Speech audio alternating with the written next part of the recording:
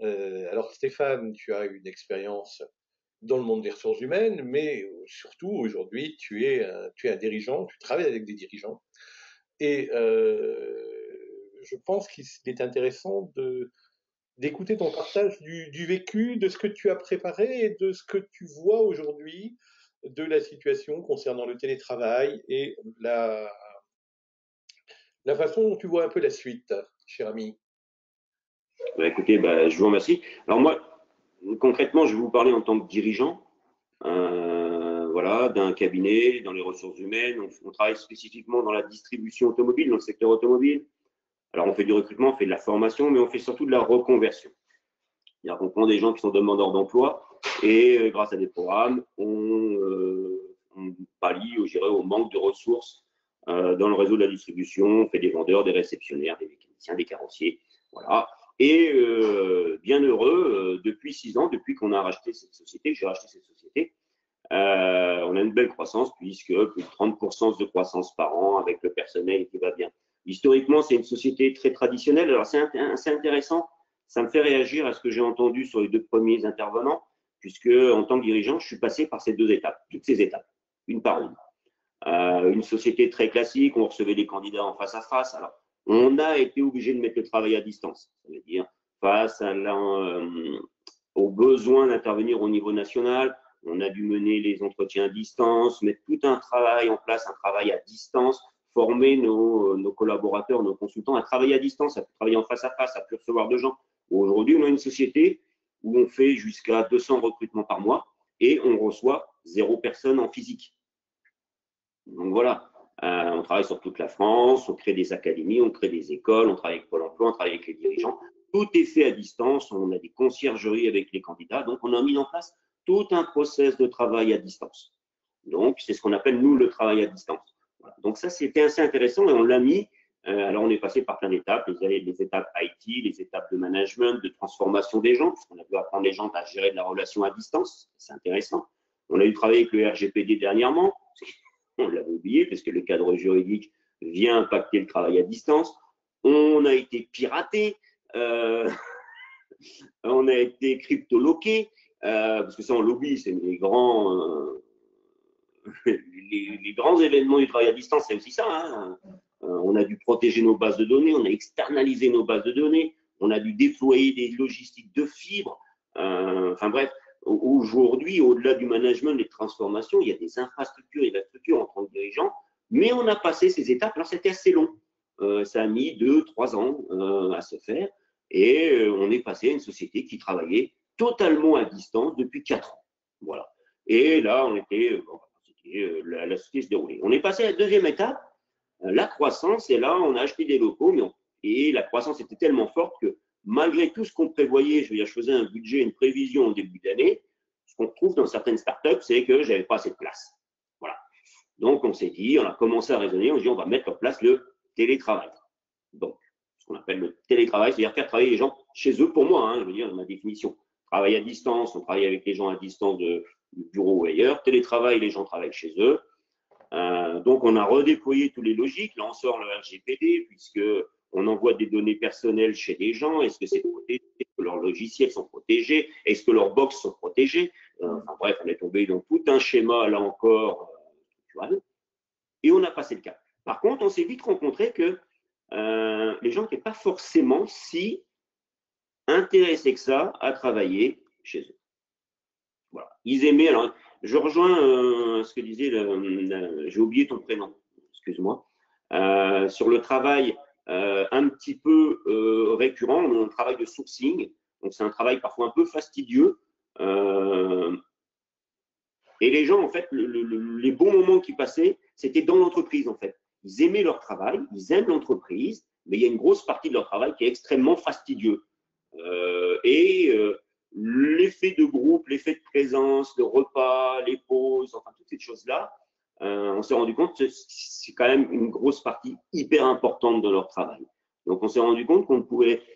Le choix du télétravail n'était pas si évident que ça pour les gens, même si on est à Lille, on a moins de problématiques de transport, c'est plus facile, on a une population alors assez jeune, paradoxalement, mais ils aimaient venir au travail. Alors, c'était quand même quelque chose sur lequel je voulais réagir.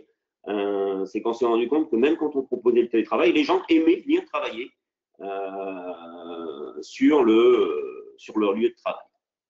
Alors, personnellement, nous, on a une structure assez particulière, c'est que j'aime pas le travail à la maison. Ce que je veux dire, j'aime pas emmener du travail à la maison, ça a toujours été. Depuis l'école, je n'aimais pas faire mes devoirs. Moi, je considère qu'une fois qu'on a fini la journée, on les fait, on passe à autre chose. C'est peut-être mon côté un peu séquentiel. Je veux dire, moi, les mails, je les lis jamais le dimanche soir. Je rouvre ma boîte mail, même en tant que dirigeant aujourd'hui. À un moment donné, bon, on fait appel à des appels, mais à un moment donné, je m'arrête. Voilà. Et j'aime bien que les gens s'arrêtent. J'ai jamais été apte pour moi ce qu'on appelle le travail à la maison. J'aime pas trop. Pour moi, c'est un débordement un petit peu qui ne doit pas avoir lieu. Voilà. On a des moments de travail, on a des moments de vie. Alors peut-être que je fais partie d'une génération où j'arrive pas à mêler les deux. Voilà, peut-être. Je sais qu'il y en a qui arrivent plus. Mais bon, c'est vrai que mon organisation et comme je suis dirigeant, naturellement, quoi qu'on dise, mon organisation découle un petit peu de ce que je suis et de ce que j'impacte. Donc effectivement, on a mis le travail à distance en place. Ça a été la première étape. On a pallié les aspects RGPD techniques et tout ça. Nos clients l'ont très facilement accepté. Nos candidats l'ont facilement accepté. On pouvait mieux, puisqu'effectivement, on redonnait sur des termes écologiques et économiques. On ne faisait plus déplacer, on ne déplace plus les gens. On a des amplitudes de réception beaucoup plus importantes. On a appris à condenser les entretiens. On a passé cette étape aujourd'hui. Et depuis 6 mois, donc, et bien avant le coronavirus, on était prêt pour le télétravail. Alors, les process écrits, les managers formés, les gens sont prêts à le faire. On était prêt à embaucher des gens en télétravail. On n'avait pas de demande encore. Bon, mais je pense que les gens n'avaient pas forcément, on n'était pas passé encore cette étape. On avait nos clients, on était prêts, tout était organisé et on commence à voir arriver, alors c'est ça qui est intéressant, on commence à arriver au mois de novembre, ces histoires de coronavirus. Voilà. Donc, bon, on pense comme tout le monde, je pense comme tout le monde que c'est une petite grippette chinoise bien au fond d'un canton chinois, donc bon, je ne m'inquiète pas trop. J'y pense quand même, puisque j'étais manager pendant la crise de 2008, donc je sais qu'une crise, ça peut s'amplifier très vite et ça part d'un détail. Donc, je me dis, bon, bah, de toute façon, je suis prêt, le télétravail, même si les gens, voilà, j'ai vu le confinement arriver, je me suis dit, bon, bah, je suis prêt. De toute façon, au pire, on réécrit les process, on met en place les plans de sauvegarde, on sauvegarde toutes les données sur les disques durs, on dispatche, on prépare un plan pour emmener les ordinateurs chez les gens. Voilà. Donc, vraiment une société prête. Voilà. Et arrive l'annonce du 17 mars, jour de mon anniversaire. Donc, et là, je me rends compte que j'avais rien à faire. Et aujourd'hui, ma société, depuis le 17 mars, n'a aucun travail. Zéro. Je suis prêt à faire du travail, les gens sont prêts, les gens sont chez eux, ils ont envie de bosser. J'ai pas de travail. J'ai pas de travail. Aucun, zéro. Voilà. Pourquoi? Parce que je dépends de CFA, de centre de formation. Voilà, donc j'ai personne à envoyer. Je vais redéployer mon activité. On me demande de redéployer mon activité. Je peux. Je ne sais même pas quand je vais redémarrer le 2 juin, parce qu'il va falloir accueillir des gens. Je forme des mécaniciens, des carrossiers. C'est très dur de les former à distance. Hein. C'est un peu compliqué. Et les clients sont occupés à redémarrer leurs propres affaires. Et, tout ça. Et en fait, le constat que je me dis aujourd'hui, c'est pour ça que quand Frédéric m'a parlé, François m'a parlé de ce sujet, je voulais intervenir en tant que dirigeant. Je me dis, société de service totalement prête, télétravail, RGPD, tout, j'avais tout prévu, tout écrit. Le plan était parfait, je pouvais passer en télétravail.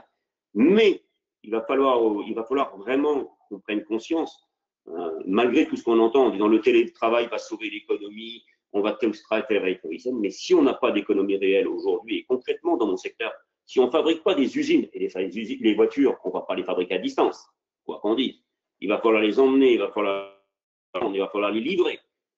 Aujourd'hui, le télétravail dépend réellement de l'économie réelle en face à face. C'est ça aujourd'hui. Et en tant que dirigeant, je me rends compte qu'aujourd'hui, alors c'est un peu de la politique, mais on est face à un vrai problème français, c'est qu'on a effectivement extrêmement intellectualisé notre travail. Le télétravail, c'était une société, on n'y a pas beaucoup pensé. En France, on a fait plein de choses, on a eu plein de conseils, la bienveillance, mais aujourd'hui, On se rend compte que sans les gens qui travaillent sur le terrain, le télétravail ne peut pas exister. On n'existe pas. Ma société n'existe pas, le télétravail n'existe pas s'il n'y a pas d'économie réelle, et ainsi de suite. Donc c'était assez intéressant, je veux dire que ce que je voulais dire, ce qui m'a intéressé parce qu'il est assez paradoxal. Oui, le télétravail va être une solution, va être une réalité dans les mois à venir, je pense. Je pense qu'il y a beaucoup d'entreprises. Moi, je suis une petite PME. Je veux dire, on a réussi, on est manager, on passe le cap. Ça a pris un peu de temps. Il y a eu des heures. Il y a des employés qui sont prêts. On a mis le travail. Alors, il y a des gens qui n'ont pas aimé. Hein. Je veux dire, moi, en tant que dirigeant, il y a des gens qui m'ont dit, bah non, moi, en tant que consultant RH, je comprends, ne plus avoir de contact avec les candidats, je ne peux pas. Ils ont quitté la société. On est passé par toutes ces étapes-là. Mais ça s'est fait. Je veux dire, toutes les entreprises, je pense, vont y arriver à un moment ou d'autre, forcés, à marche accélérée, plus ou moins, mais ils vont y arriver. On y arrivera tous. Mais aujourd'hui, il va falloir redémarrer l'économie réelle, surtout ça. Il va falloir remettre du lien et le télétravail ne pourra passer que si on arrive à remettre en route très rapidement le réel. Enfin, le réel, ce que j'appelle le réel, le physique, le face-à-face. Parce que derrière, je vois bien une société comme la nôtre. On a beau faire tous les efforts qu'on veut aujourd'hui. Ma boîte, elle est au chômage partiel. Elle n'en sortira que lorsque les lycées vont ouvrir, que les profs vont retourner au travail, qu'on va pouvoir circuler, pouvoir faire tout ce qu'on veut. Aujourd'hui, je ne peux rien faire. Voilà. C'était le témoignage que je voulais faire. Alors, c'est peut-être un peu pragmatique, peut-être un peu dur, mais c'est ce que je vis en tant que dirigeant aujourd'hui. J'avais vraiment réfléchi au travail, j'avais vraiment intellectualisé, j'avais vraiment tout misé là-dessus. Et là, celle-là, je ne l'ai pas vu arriver, quoi. Voilà. Mais aujourd'hui, je ne peux rien faire, je n'ai pas de travail. Enfin, ça va reprendre aujourd'hui. Je vois aujourd'hui l'activité commence à reprendre tranquillement, mais mon activité va reprendre réellement en septembre quand j'aurai une véritable ouverture des lycées, de la formation et que tout sera remis en route. Les transports, le genre de choses. Parce que sans ça, malgré tout ce que j'ai mis en place, je ne peux pas travailler. Voilà. Merci Stéphane. En fait, ton témoignage nous apporte un éclairage particulier, c'est-à-dire que d'une certaine façon, il doit y avoir une bonne articulation des différents modes de travail qui existent au niveau d'une entreprise, mais également dans un écosystème plus large, si je veux utiliser un terme un peu, je dirais, de consultant. Les choses doivent se concevoir au global et avoir une vision un peu plus haute que ce que l'on va rencontrer simplement en s'intéressant aux simples tâches d'un travail. C'est ça. En fait, moi, c'est depuis des semaines, on regarde tous les réseaux sociaux, hein, on a un peu de temps. Et le nombre de personnes qui ont dit de toute façon, les entreprises qui ne fonctionnent pas, elles ne sont pas prêtes au télétravail parce qu'elles n'ont pas passé le cap, elles n'étaient pas préparées à ce genre de choses. À un moment donné, on est dirigeant. Moi, il fallait que je dise, voilà, c'est pas vrai, c'est faux. À un moment donné, il faut du réel, il faut le travail. On le voit. Hein. Aujourd'hui, c'est ma vision du dirigeant. Aujourd'hui, on a besoin de recréer, même en France, un vrai lien réel. Le télétravail, le travail à la maison, le travail à distance, tout ça, c'est des nouveaux canaux. On les adaptera, on les prendra. Les gens s'y feront, ils avanceront, on trouvera nos mesures, je suis convaincu. Mais il faut du travail. Merci.